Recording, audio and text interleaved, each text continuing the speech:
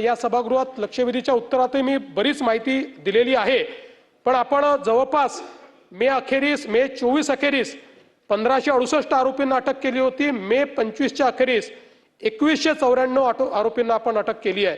आणि आता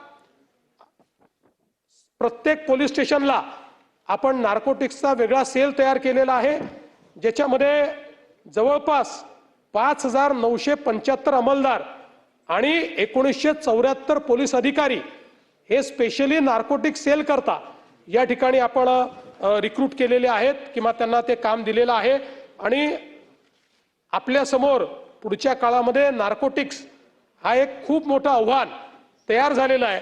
याकरता इफेक्टिव्हली कारवाई करण्याकरता प्रत्येक पोलीस स्टेशनच्या स्तरावर आपण ही कारवाई केली आहे। आणि मला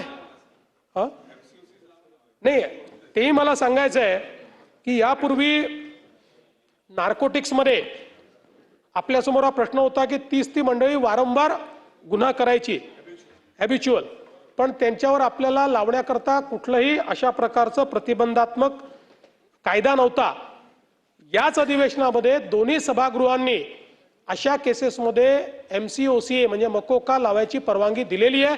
तो कायद्यात आपण बदल केलेला आहे, त्यामुळे आता यानंतर अशा प्रकारच्या केसेसमध्ये आपल्याला मकोका हा निश्चितपणे त्या ठिकाणी लावता येईल।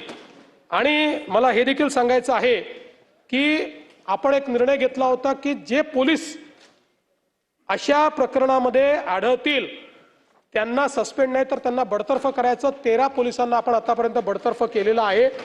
आणि कुठल्याही स्तरातला असो, तो अधिकारी असो की अंमलदार असो, जो ड्रग्सच्या केसमध्ये डायरेक्टली इनडायरेक्टली आहे असा पुरावा असेल त्याला या ठिकाणी सस्पेंड नाही केलं जाणार, त्याला बडतर्फच केलं जाईल। हा निर्णय देखील आपण या ठिकाणी केलेला आहे। मला असं वाटतं की मकोकाचा तर विषय मी आपल्याला सांगितला। नवीन टास्क फोर्स जी आपण तयार केलेली आहे त्याही संदर्भात मी आपल्याला सांगितलेलं आहे। आणि म्हणून मला असं वाटतं की मोठ्या प्रमाणात ही कारवाई आपण करतो।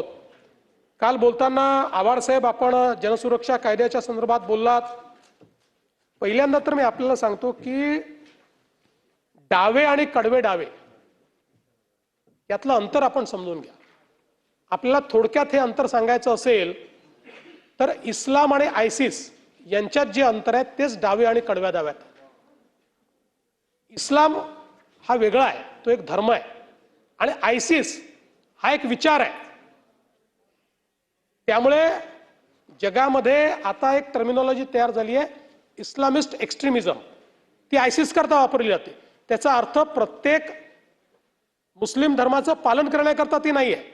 तसंच कडवे डावे म्हणजे लेफ्टिस्ट एक्स्ट्रीमिस्ट। त्यामुळे डावे आणि कडवे डावे याच्यात हे अंतर करण्यात आलेलं आहे। डाव्यांना कुठेही विरोध नाही आहे याच्यामध्ये। उलट मी त्या दिवशी सांगितलं की अशा प्रकारची पहिली प्रतिबंधात्मक कारवाई UAPAच्या अंतर्गत डाव्या पक्षाचे आयकॉन असलेले बंगालचे मुख्यमंत्री बुद्धदेव भट्टाचार्य यांनी communist party of India Maoist या पार्टीला त्या ठिकाणी कायद्याच्या अंतर्गत प्रतिबंधित केलं। त्यामुळे